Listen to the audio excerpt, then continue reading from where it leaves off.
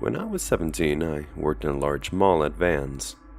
I had a lot of creepy older guys come in and flirt with me, but one guy took the cake.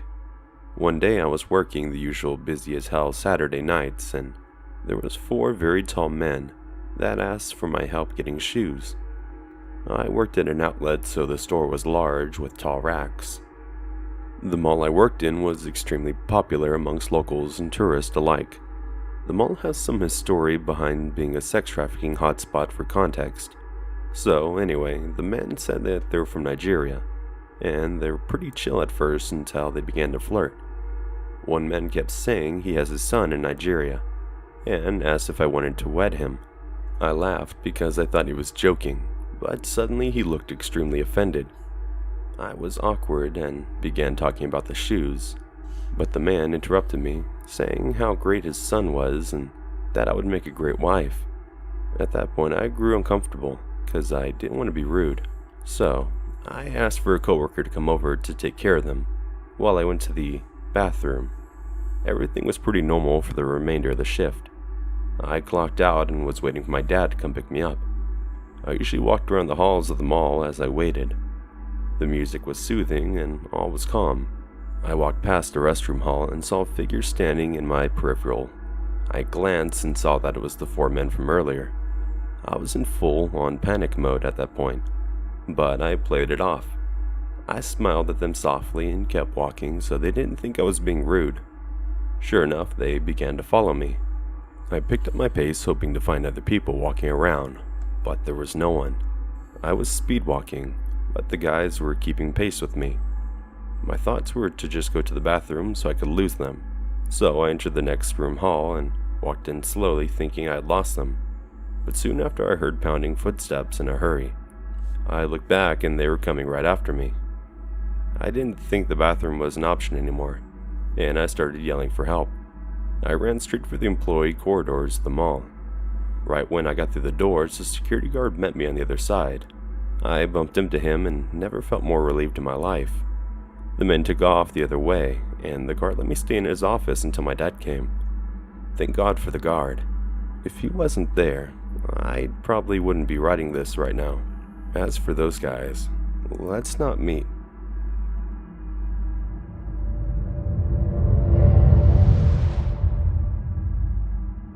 It was about 12:30 or 1 a.m., and I was driving home from the movie theater.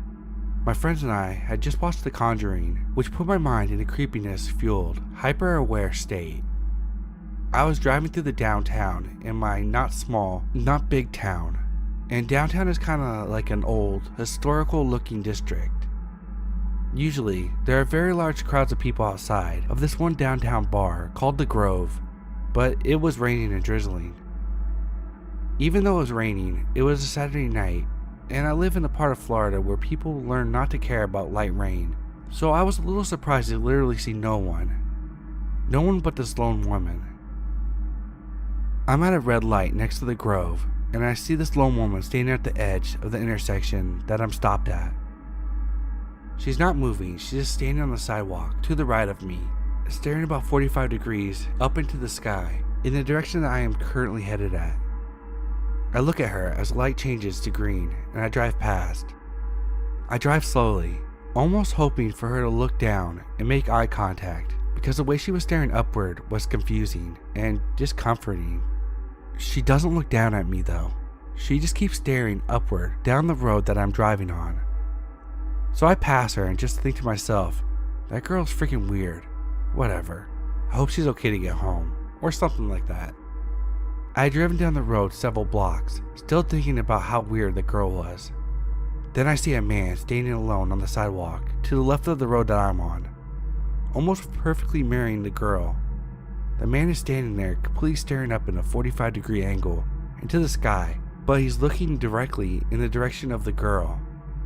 At the very least, the two were 4 blocks away from each other. There's literally no way they could see each other, but they are both looking at the same exact direction of each other, just up into the sky. What were they looking at? Why were they alone? Why were they not moving? I still haven't guessed the reason to any of these. What did I drive under?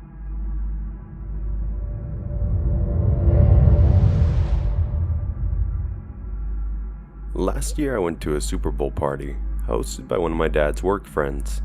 I assumed I'd be the only teen there, so I was delighted to find out that there were two other teens attending, Billy and Emma.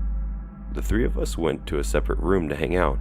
We got along well, but there was no budding friendship or anything serious. I thought Billy was cute, but it was in no way a love at first sight experience. Before leaving, none of us had exchanged phone numbers or any social media profiles. As we're heading home, I get a direct message from Billy on Instagram, which I thought was strange seeing as I'd never give him this information. But I figured he had contacted both Emma and I. In this conversation, I learned that Billy lived over an hour and a half away. He also asked me if he could take me to a movie. I told him sure, but I wasn't interested in a serious relationship at all. Ground rules being we could see other people, no strings attached, and no jealousy. He told me that's what he wanted too, and I was happy that we're both on the same page. We spoke on and off for 3 days, until he got grounded and stayed grounded for many weeks. I quickly started dating my current boyfriend as soon as Billy became ungrounded. I told him this and that if he still wanted to be friends, that was okay with me, but there could be nothing romantic between us. He told me this was okay with him and there was no hard feelings. We then stopped contacting each other for several months. I not only thought everything is fine, but I forgot about his existence entirely. 3 months later, I was at rehearsal when I get a call from Billy's number on my phone, telling me that Billy had run away and that I needed to tell them immediately if I had heard from him or saw him in any way. I said that I hadn't, but I hoped that they find their son. That same day, my mom told me she would be extremely late, picking me up, so my friend Elliot invited me to wait at his house, causing me to leave out door number 6 across the school instead of our usual door number 14. Once I ended up getting home, we found a cop at our house asking if Billy was there. We told him no and that we're barely acquaintances. Hours later, I found out that Billy had been found. What frightened me was that where he was found. Billy was found an hour and a half away from his house outside door 14 at my school, waiting for me with a large amount of drugs and alcohol in his car. I had never told him where I went to school, or that was the door that I normally left out of when others normally went out of door number 1. To this day, I have no idea where he may have found this information. I was also told that in the 3 months that I had forgotten all about his existence, he had been obsessing over me, to the point where he tried to write me a letter talking about how much he wishes he could be with me, and how maybe one day the stars would align and we could be together, and that we were a modern-day Romeo and Juliet. But because he didn't have my address, he mailed it to my school. Fortunately, I never received it due to my family not having a mailbox. Every once in a while, I'll get scared that he'll find my address, and the information about me that he did find terrifies me. So, Billy, let's never meet again.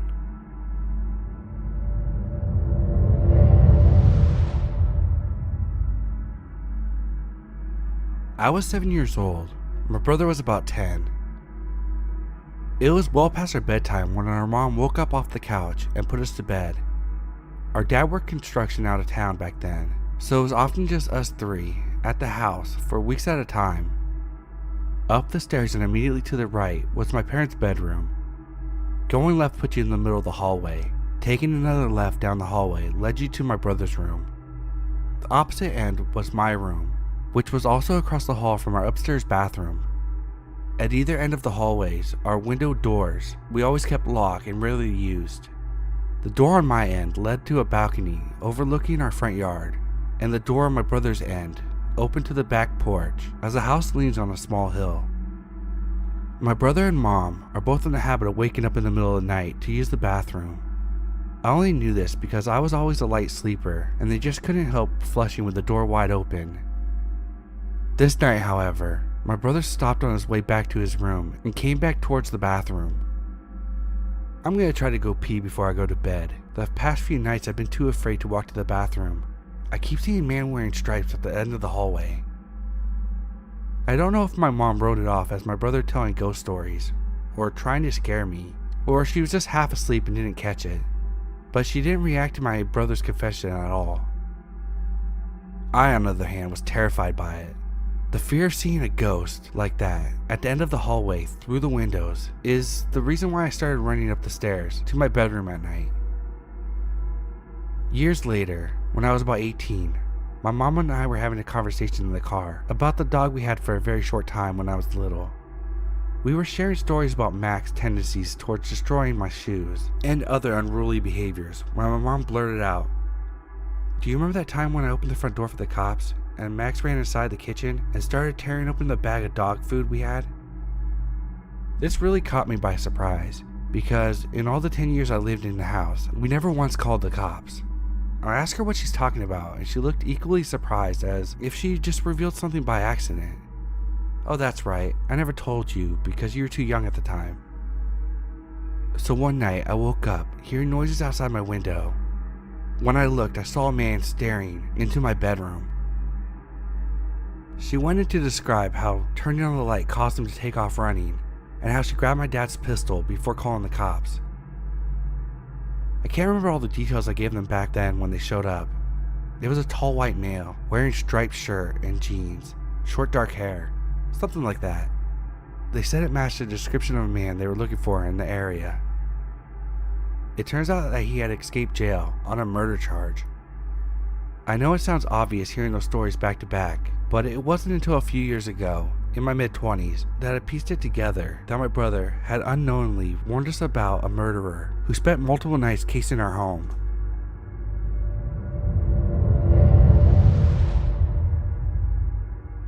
This happened when I was around 12 years old.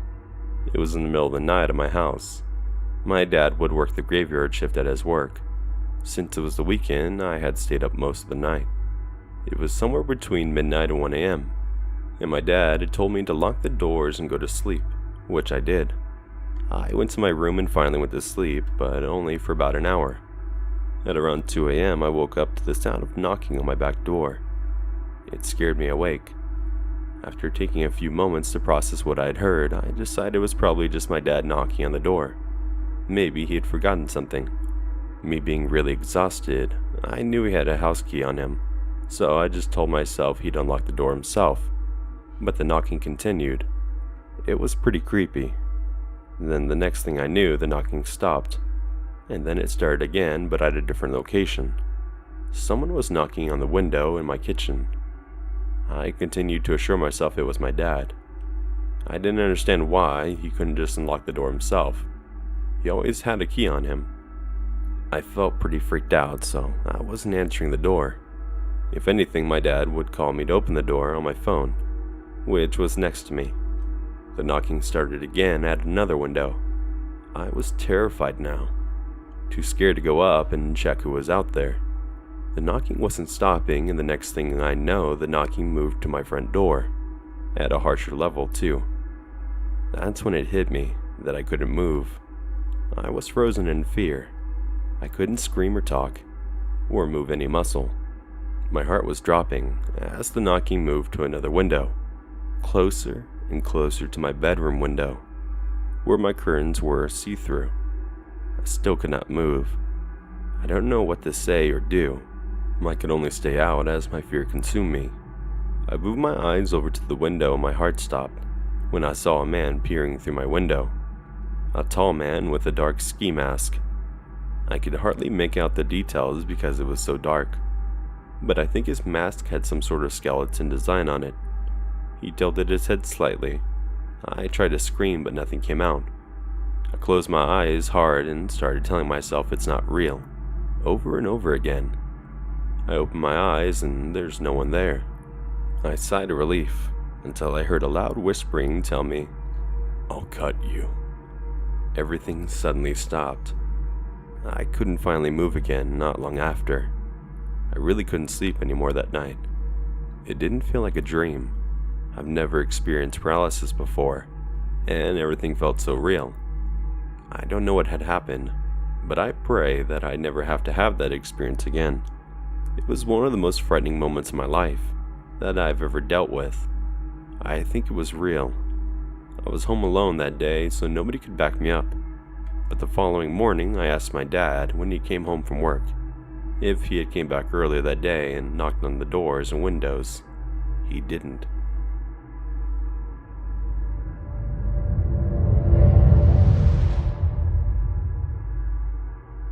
This story happened when my best friend and I were 15 years old. We had to take an important exam at the end of the year, so we attended some private sessions in order to prepare. Because of this, we could only hang out on Saturdays after 5 p.m. We were at the mall, and after a bit of window shopping, she asked me to come outside in the park so she could smoke a cigarette. She took it from her mother, but I didn't smoke. I never liked it. I accepted as I was used to her requirement. So we were in the mall's park, walking while she was smoking that damn cigarette. It was like 6 p.m., but it was already dark outside, as this happened in winter. Let me describe the place we were at.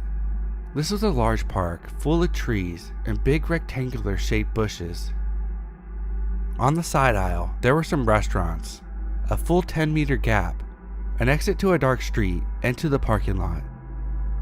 There was another big space and a place for skating.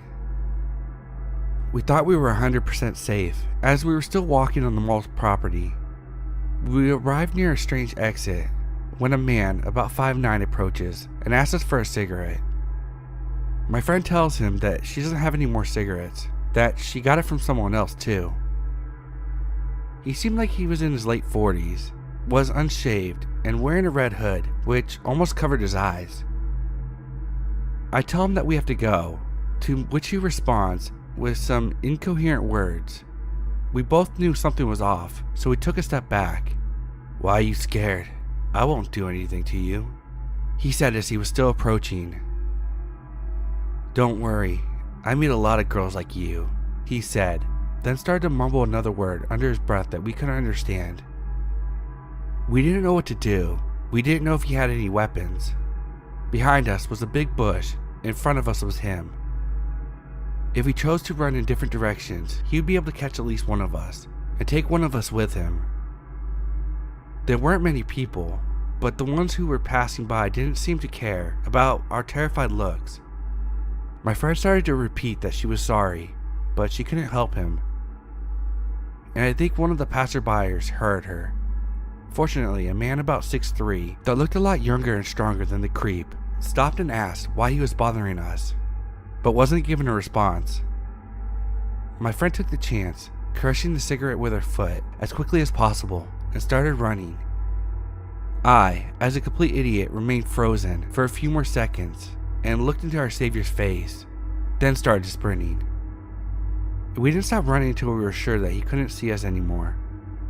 Both of them left, and we got back into the mall safely, and we never told anyone about this encounter.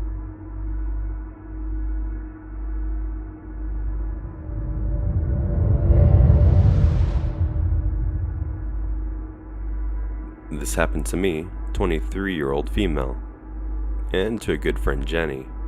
I had when we were both in high school, so approximately 6 years ago. We were 16, and we loved drinking and smoking, but since we were underage, we had spent quite a few nights standing next to the convenience store waiting for an adult stranger, who agrees to buy us something to drink and cigarettes, with our own money, of course. The store is in a pretty trafficked part of our town. A lot of people come in and out in cars, and buses, and pedestrians. Also, we live in such a safe city, little to no crime. We walk at night, at 3 a.m. without having to worry too much. I remember this one time, where Jenny and I walked to the store to try to buy cigarettes.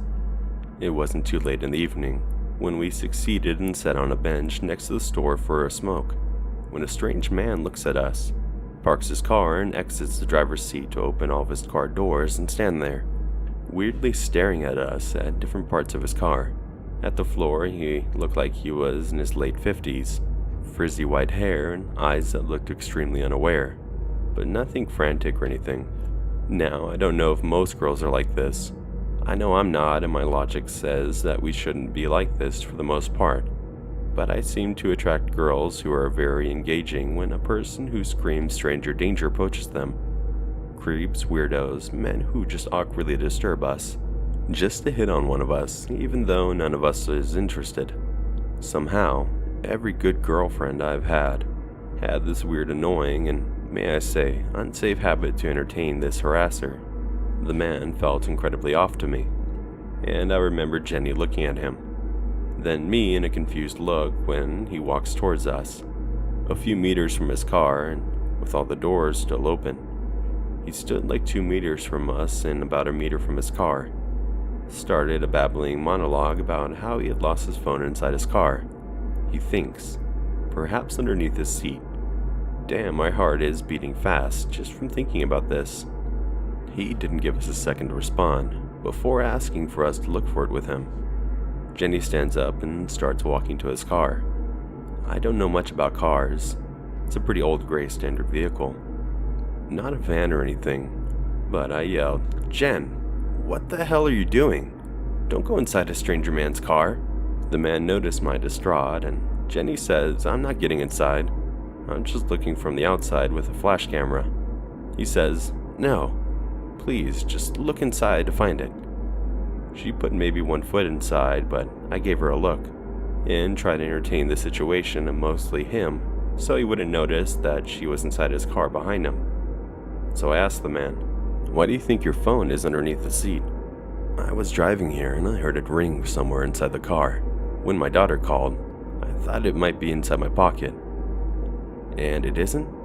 How do you know it's your daughter if you lost it?" "No, it might be in my pocket. I don't know. Can you check?" Walks a little closer to me. He had a confused look, like he sincerely didn't know where his phone is, like he's a child. "No, ew, what the fuck? Why would I check your pocket? You're a grown man, check it yourself." By this time, Jenny comes back to stand near me, as the man is a complete weirdo and is scaring me. As he continues to ask and beg us to check inside his car, I tell him no, and that I can call his number for him to see where the ring is coming from. The man says he is out of battery, so it wouldn't help. Keeps asking us to basically crawl in the back seat. Thank God for extreme situational alertness while in situations of stress, because the next thing I said may have saved Jenny, who was completely engaging and stood next to the car for a long while. "You said your daughter had just called you, and that you heard it from inside the car. And if you didn't find the phone since then you have no way of knowing the status of your battery. And if you did, then you're harassing us, sir, and we are leaving. Good luck finding your phone inside your pockets yourself." Now revisiting this story, I'm aware that there could have been a reasonable explanation to all of this that could contradict this whole creepy guy narrative. Maybe he's too old to bend over to look for his phone. Maybe this was an emergency, and that's why he was so incoherent and anxious to find his phone. Maybe he was out of battery, and his speakerphone in his car passed his daughter's next phone call over to the car's system. But nothing I can think of can explain him being so stubborn with wanting us to look inside his car. So whatever reason that could make this story less creepy will not stand, given the creepy vibe this guy had. Sir, I hope you find your phone, but let's not meet ever again.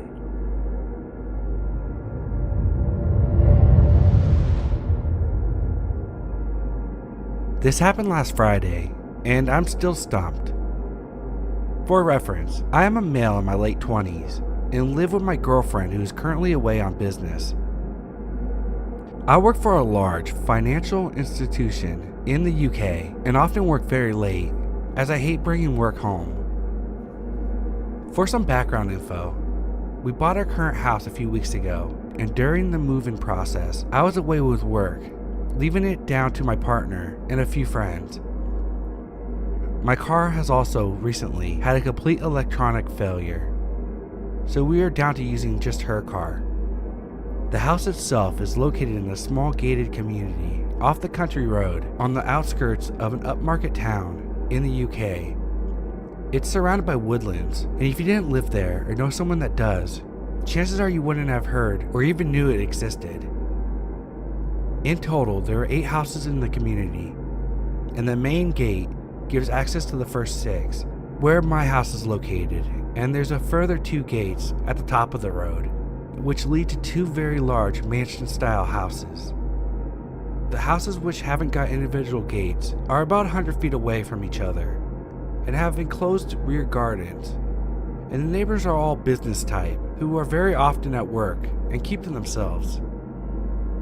Anyway, about 2 days ago, after leaving for my business trip, I get a call from my girlfriend who seems shaken and tells me that there's a man standing in the garden and that she can't see his face, but he's walking around and crouching in the tree line. So concerned, but not 100% convinced, as she does have a vivid imagination, and it's the first time that she's been home alone in our new house. I tell her to lock the doors, go into the bedroom, and call the police if she sees him again. I return to our city's train station on Tuesday and agree with my girlfriend that she'll pick me up in her car. Then I'll take it home as she's scheduled to go to Manchester for a conference. I meet up with her, grab a coffee, and see her off to the train, then drive the car back to our house. It's roughly 9 p.m. I park the car in the driveway, head inside. I shower, watch some reruns of King of the Hill, and head up for bed. I get awoken with a light being shined into my bedroom window from downstairs. I get up to investigate, crouching to avoid being seen, and head into the study next to our bedroom and open up the curtains that cover the French doors that lead to a small balcony. My heart drops when I see that there's a man that has now moved towards our back door and is trying the handle. The house is an L shape, so although I can see him, he can't see me without moving around from the back door. He stops for a while, begins flashing the light on and off back into the woods before walking calmly back into them. I call the police and make a report. Nothing happens on Wednesday, but on Thursday, when I'm giving our cat a bath, I hear the garage door being messed with. I'm in the bathroom directly behind the garage, so I move into the kitchen and get a knife before I head into the garage to check what's going on. When I enter the garage, the noises stop, and I hear running down the driveway and away from the house. I call the police and they send an officer around to check the property. All they find is small knife marks and scuffs on the bottom of the garage door. On Friday, I get my car delivered from the dealership and decide to work from home. I also park my car in the garage, leaving my girlfriend's in the driveway. Around 11 p.m., I'm in the upstairs study, listening to music and working, when I find myself freezing. I thought I was going to stop breathing as I felt like someone was watching me. Turning to face the French doors, I see a man, nondescript looking, around 35, wearing a coat and gloves. He was carrying what looked like a torch standing on my balcony. Our eyes met. Now filled with rage, I get one of my golf clubs from the golf bag and charge towards the door. He climbs down the balcony and runs off into the woods. I've never seen this man in my life before, and I'm sure it's the man that's been causing the problems recently. It also dawned on me that he would have only seen my girlfriend before, and only seen her car. Maybe he thought she lived alone. I notify the police and have bought some security devices and installed them on my property, as well as parked my car in the driveway with hers. We don't know who he is or why he's doing this, but we're hoping it doesn't happen again. Update. Sorry for the amount of time that has lapsed since I posted this originally. Life has been hectic, and in all honesty, these events have become more personal and traumatic, which resulted in searching for our next home. So we'll be able to get out, but due to the lockdown situation in the UK, our search has been on hold.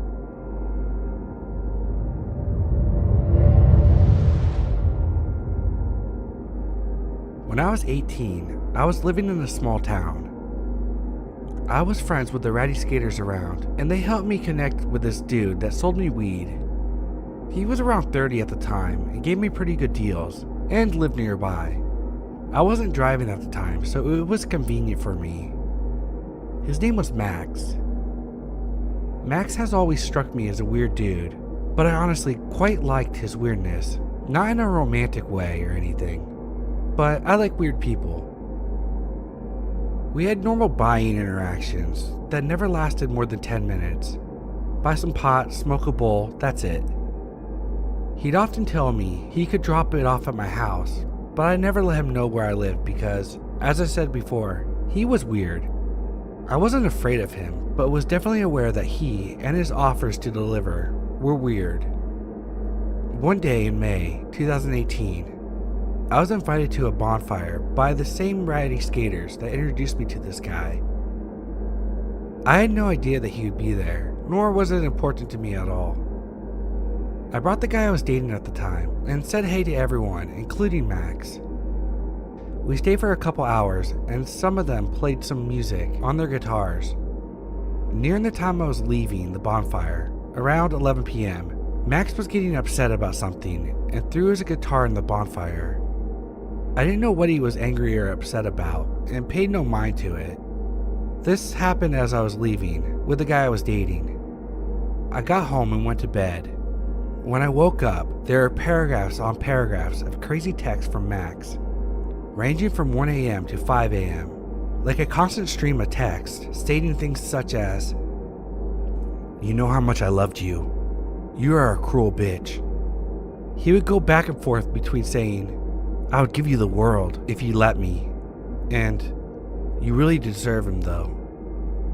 He said some scary things like, "You're a predator and should be snubbed out. Just wait," and "You are stuck. I will either love you or hate you to the fullest extent of my powers. Behold. Right now, I pay the worst death on you and that fuckboy bitch." To top it all off, he said, "Losing you is like losing a mother to me," and told me to tell him I never loved him and that I wouldn't hear from him again if I did.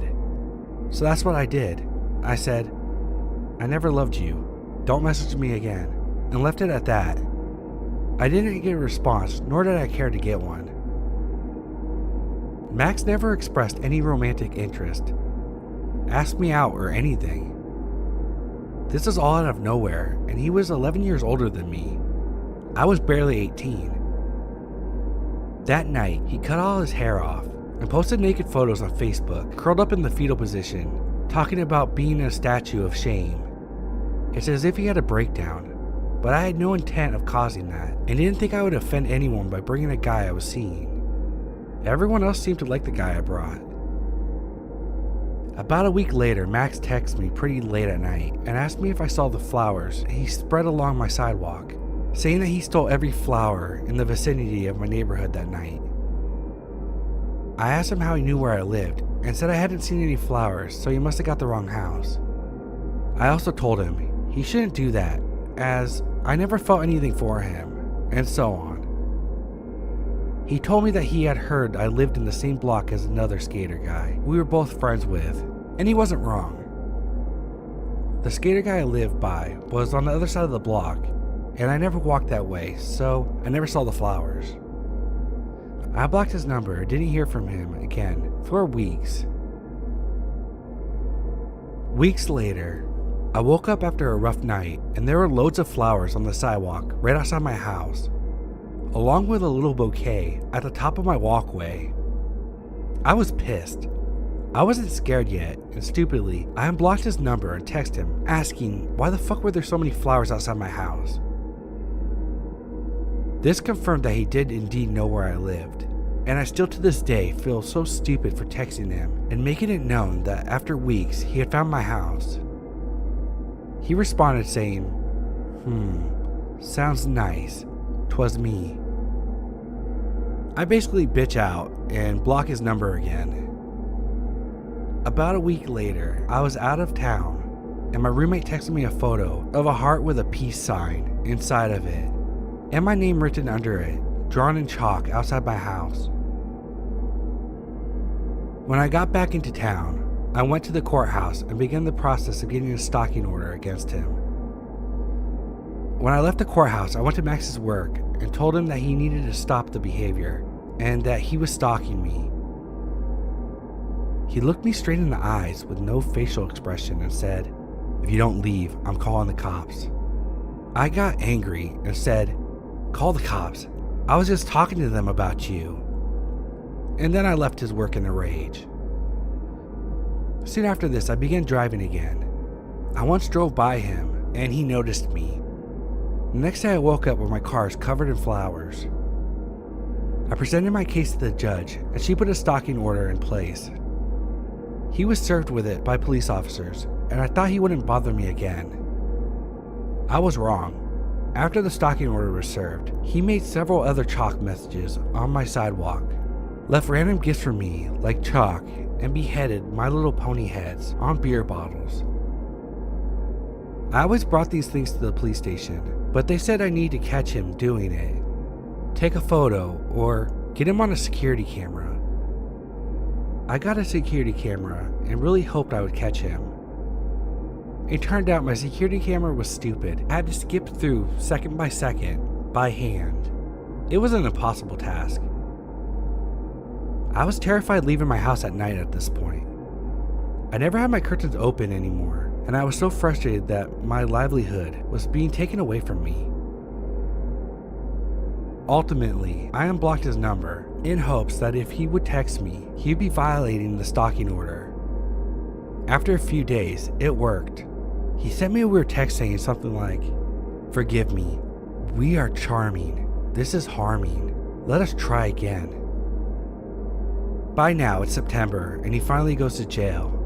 He's facing up to a year in jail and has to stay there until our court date. I'm finally starting to calm down and able to go outside at night, even if it's just to go to my car. I even let myself have the curtains open sometimes. I am starting to feel alive again. Right when I start to feel secure in my small town life, someone posted bail and he's released only after 3 months in jail, and I went back to living in fear. We still had some court dates coming up, and I was optimistic that he would serve more time for ruining my life for so long. His lawyer kept pushing the court date back to gather evidence, and after 6 months of pushing it back, the state decided he wouldn't do anything anymore and basically closed the case. I moved out of town about 3 hours away, so he didn't actually have an option to continue his behavior. Living in this new place, I feel safe. I can walk at night and don't have to have my curtains closed all the time. It's been over a year since they decided to close the case. About a month ago, he began to respond to my friends' Instagram stories. Friends that lived here in this new town, telling them how fond of me he was. I have always had him blocked, but my Instagram isn't private, so he may have found me that way. I have since changed my account to private, and he hasn't messaged any more of my friends. I refuse to be fearful now, the way I was then. He will never find where I live, or where I work now. However, my life changed after this experience. I will always be more aware of people and their weird energy. I will always close my curtains early in the evening and make sure all the windows and doors are locked. I will always live in a bit of fear, maybe not of him, but of it happening again. He ruined my life for a year, and I truly wish he had gotten more time in jail. He deserves it. So Max, let's never meet again.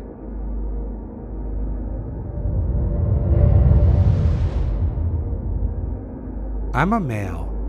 When I was 19, I really got into weightlifting at my university rec center. It was a massive complex with multiple weight rooms, 2 indoor tracks, Olympic swimming pool, the works. I would lift 4 or 5 times a week and often cool off with laps in the pool. One day in the weight room, I was approached by this guy named Brett. He didn't look like a student. He was older, probably in his late 30s, early 40s, but very friendly. The rec center wasn't just for students, and anyone could purchase a membership. Casual conversations is pretty common in gyms, and I was so naive in those days. I didn't even think anything of it when he asked me personal questions, like where I was from or where I worked, which was a grocery store in my hometown, the next town over. I didn't see this guy at the gym every day, but it was common to run into him multiple times a week. We'd shoot the shit for a bit, and I began to sense that he was more interested than just saying hi. He mentioned that he had been in my grocery store where I worked and didn't see me there, and wanted to know what my schedule was. Despite me being naive, I immediately recognized that this was not normal, and I didn't want to talk to this guy anymore. I lied and told him my schedule was different every week and got back to my workouts. One day not long after, I was walking into work at the start of my shift, which was 9 a.m., and he was there just hanging around. He called out and tried to talk to me, but I told him, "Hey man, I gotta go to work right now." After that, I didn't really talk to him in the gym anymore. Looking for me at my job was too weird, and it really pissed me off. He'd approach me, and I'd coldly say, "Hey," and look away. The final straw was one evening when I had just finished swimming laps. The shower room was an open room with 4 shower stands. Each one had 4 nozzles pointing north, south, east, and west, so 4 people could use it at the same time. No curtains, no partitions, which may seem odd these days, but I never thought anything of it since I grew up swimming at a pool. I was in there alone showering. My swim trunks were drying on the rack. I glanced towards the doorway and saw this motherfucker peeking around the doorway, watching me shower. He immediately ducked back and was gone by the time I finished up and went to get dressed. I went straight to the service counter and reported what had happened. I only knew his first name, but they seemed to know who I was talking about. I never saw him after that.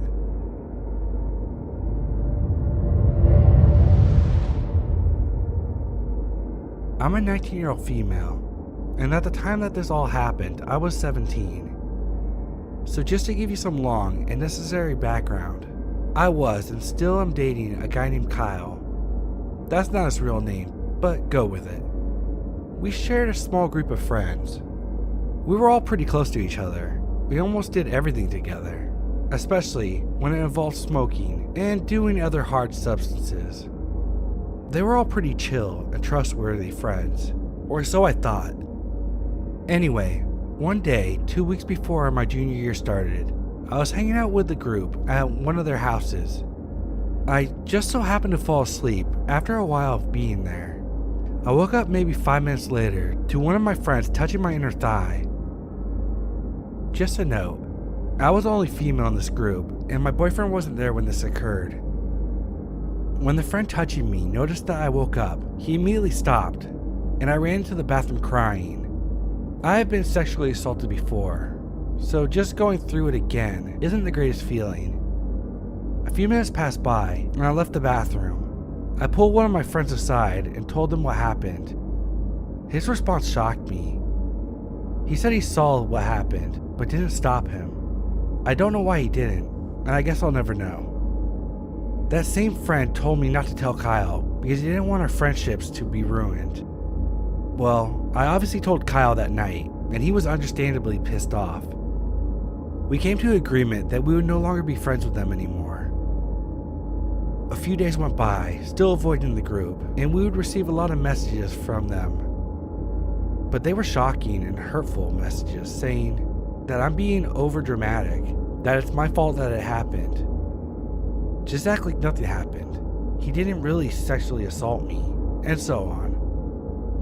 I was pretty destroyed reading all those messages coming from those so-called friends. But for some stupid reason, we all became friends again when school started.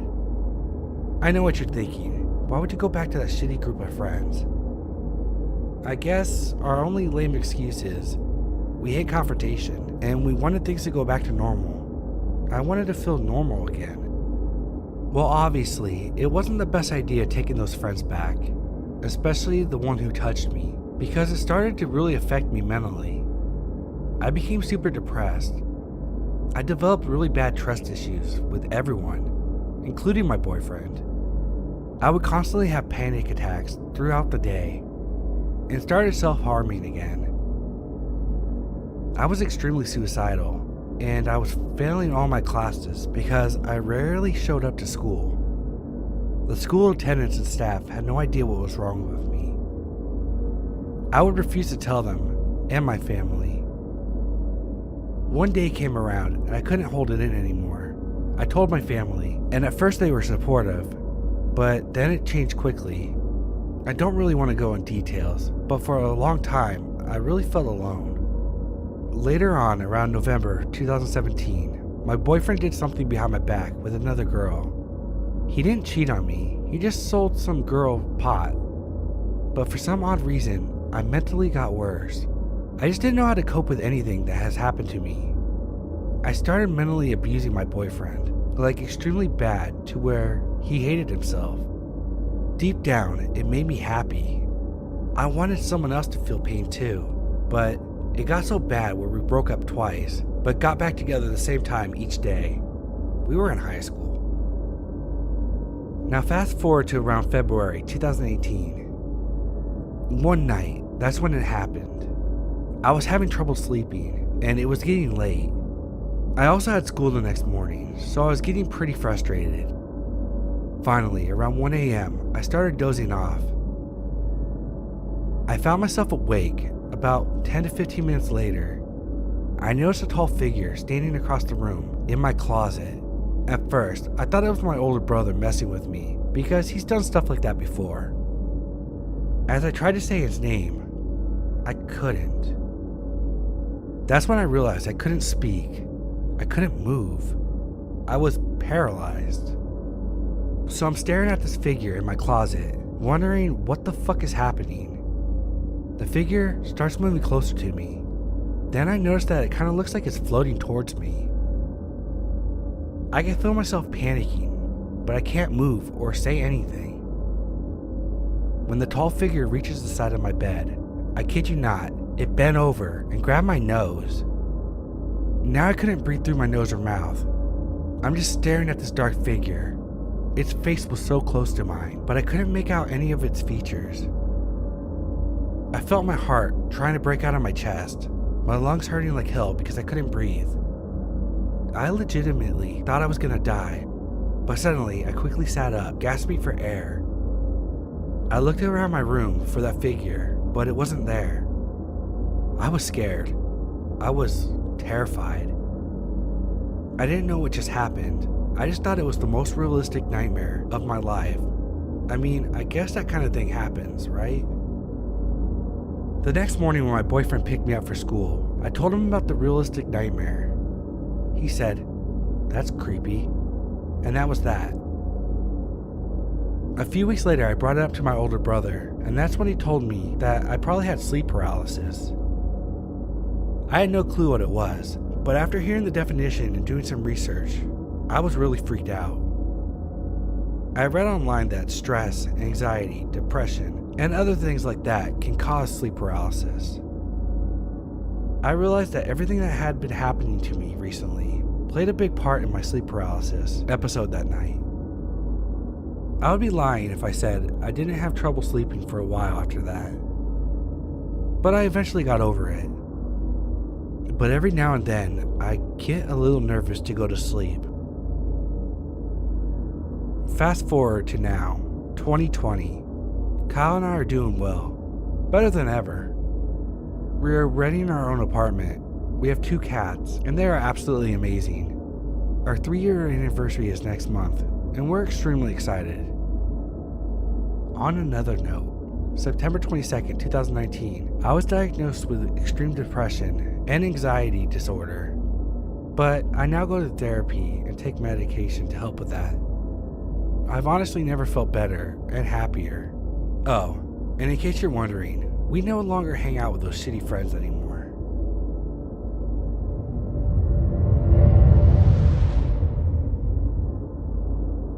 When I was 6 years old, I loved the fire. Candles because it fascinated me, which it still does. Around the time of Halloween, when we carved pumpkins and made lanterns out of it, I got a little bit too excited and couldn't wait for my mom to help light the candle. I sneaked away with one of the candles, and dumb 6-year-old me thought, hey, I'll show them how much of a grown-up I was. I could light the candle myself, or so I thought. For a reason I don't know anymore, I lit the candle up behind our couch and got a little bit too close. Then it happened. My shirt started to burn. I ran into the kitchen, where the rest of the family was. My brother started to scream. Meanwhile, my mother ripped the burning shirt off my body, all while my stepdad played WoW. A few hours after this, I still wasn't in the hospital, because my stepdad thought it would be a great reason to start a fight over this. 2 weeks forward, I was in the hospital for 2 weeks now, and had multiple operations behind me, because apparently 3 plastic-like threads got burned into my skin and needed to be removed. I also had 2 skin grafts, one time for my butt, which didn't work, and one successfully for my thigh. After this operation, I got introduced to my new roommate, a kid who was there for a reason I didn't know. 3 weeks forward, I became friends pretty quickly with my new roommate. We played, watched TV, and did everything we could do while being in a hospital. Our families tried to visit us as much as possible, if work would allow it, because my mom usually works every time she asks her boss if she can get some days off, which she thankfully agreed to. So, on the 6th and last week of my hospital stay, my mom visited me every day. On the last day, she also got to sleep the night in the hospital with me and the roommate. But in the last night, I noticed a shadow on my bed. I got scared and screamed. My mom woke up immediately and turned the lights on, and there he was. My roommate, in his hand was a knife, which he somehow managed to hide from the nurses. According to my mom, he whispered the whole time that he didn't want me to leave, and that he could make me his best friend if he wanted to. Turns out he was 14, had some kind of mental illness, and was there because he had tried to kill himself. So yeah, former hospital roommate / friend. Let's never meet again.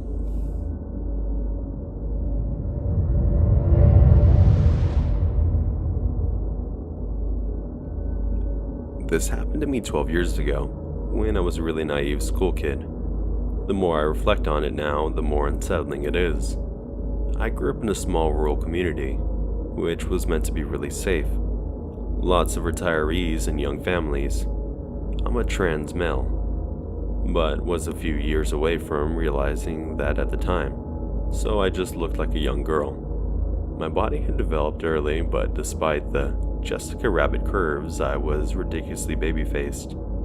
The day this happened, I was wearing an ugly junior school uniform, and had my hair in 2 plaits. Aside from the boobs, I probably looked about 10. My family lived about 10 miles out of the small town I went to school in, and since it was the sticks, there was no public transport, and I was too young to drive. Normally I'd get the school bus home, but if I wanted to go to the public library after school, I would go there and wait for my mom to pick me up after she finished work. If anything went wrong, I had nowhere to go. So, on the day this happened, I had gone to the library alone, headed to the young adult section. It's very clearly aimed at teens, with posters and beanbags and things. Normally, there would be other kids there, sometimes families. But today, there was only one middle-aged man sitting alone in one of the chairs. He instantly made me uncomfortable. It wasn't his appearance, which was dirty-looking. Badly dressed, balding, overweight, dirty teeth. He didn't look homeless, just like a slob. But this space was clearly for teenagers and their families. He wasn't even reading or anything, just sitting there looking around like he was scoping the place out. His eyes were the scariest thing about him, bugged out of his head as he stared at me. I didn't want to be anywhere near this man. Quickly, I grabbed a few books off the shelf and went around the corner to sit in a chair in the adult fiction section. This section was also deserted. I opened the book and tried to read, but a few seconds later I felt his eyes on me. I glanced up and saw him staring at me through the bookshelves. He saw me looking and let out this eerie giggle, like he was a child caught while playing hide and seek. It made my skin crawl. Ignoring him, I went back to my book. Next thing I knew, the creep was quickly approaching me. He sat down in the chair next to me, so close I could smell stale sweat and cigarettes. Again, the whole place was deserted. I felt sick. He put his face close to mine and said, "Hello." His breath was disgusting. Still trying to ignore him, I said, a dismissive, "Hi," not looking up. This weirdo then proceeded to launch into his life story and talk to me for the next hour. I have no idea how much was true. He talked about his strange parents with no explanation to what he had meant. He talked about being in the military, and how he was detained in a psychiatric institution. He told me he escaped and spent days living in the woods before they caught him. The whole time I was terrified. I wanted to get a librarian, but I was scared he might get angry, and even turn violent. He had made it clear he was psychologically unstable. At one point he told me his name and asked for mine. I was panicking too much to give him a fake one. The worst part was when he asked me how old I was. Again, too scared to think to lie, I told him I was 14. I hoped it would put him off. Nope. He brined up and said that he'd wait until I was old enough to marry him. He said I was a good-looking girl, nice and a good listener, that I'd make a good wife for him. At that point, I hadn't even held hands with anybody. In a huge turn of luck, my phone started to ring. Instantly, I answered it. It was my mother, telling me she was parked outside. Flooded with relief, I told her I'd be out in a moment. Looking back, I should have stayed on the phone. But for some stupid reason, I thought I'd be in trouble if I told her about the man. I grabbed my things and told him that my mother was here, and that I had to go. My blood ran cold when he told me he'd seen me before, and he would be waiting for me to come back. I don't know why. I didn't tell an adult. I think I was scared.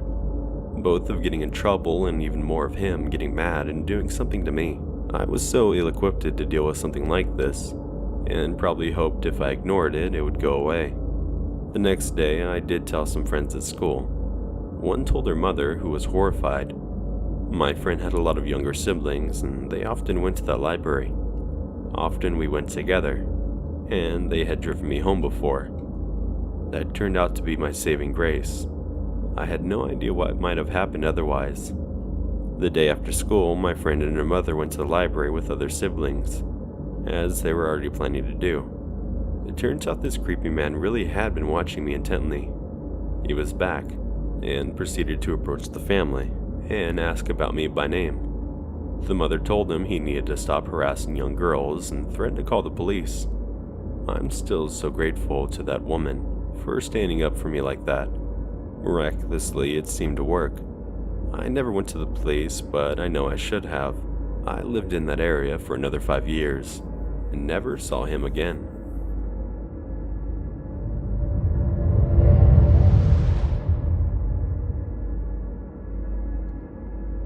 When I was 19, I used to love going for early morning runs alone in the woods, outside my college campus. I never saw the runners on my trail and really enjoyed the silence in the early morning. However, one day I was feeling unaware and decided to stop about halfway in. I was relatively close to the outskirts of the woods, when I kneeled over and got sick. I heard crunching and turned to see a guy coming right towards me through the trees, seemingly out of nowhere. He was dressed in jeans and a hoodie. Definitely not out for an early morning jog, like me. I can't describe the instant unease I felt, as he silently quickened his pace towards me. I pulled myself together and ran out of there as fast as I possibly could. I ran my first and only 6-minute mile that day, and never went for a run in those woods again. So yeah, random guy in the woods. Let's not meet again.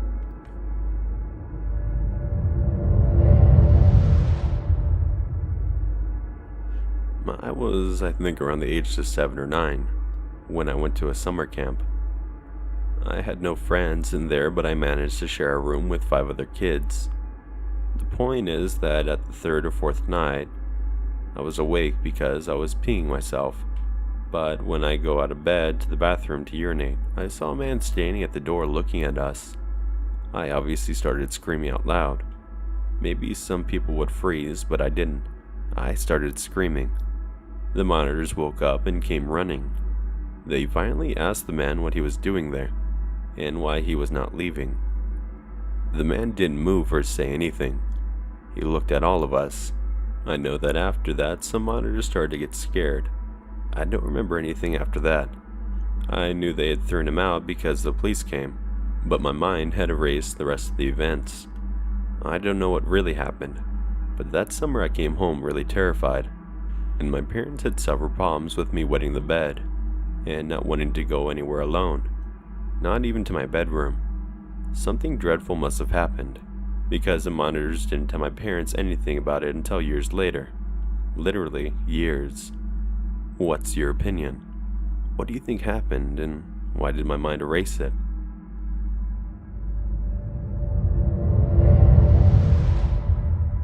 Hey guys, I want to thank you for listening, and if you haven't yet, please consider clicking that subscribe button and bell icon to be notified of all future videos. I try to post around 5 times a week, and if you have a story of your own you'd like to be featured on the channel, head over to my subreddit r/GensenOfficial, and if you want early access to my videos as well as having your name featured in the video, head over to Patreon, where only $1 a month gets you that, and some other fun perks.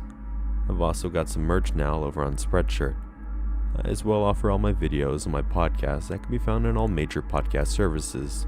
All links will be located in the description field. Hope everyone has a good night, and remember, keep it spooky.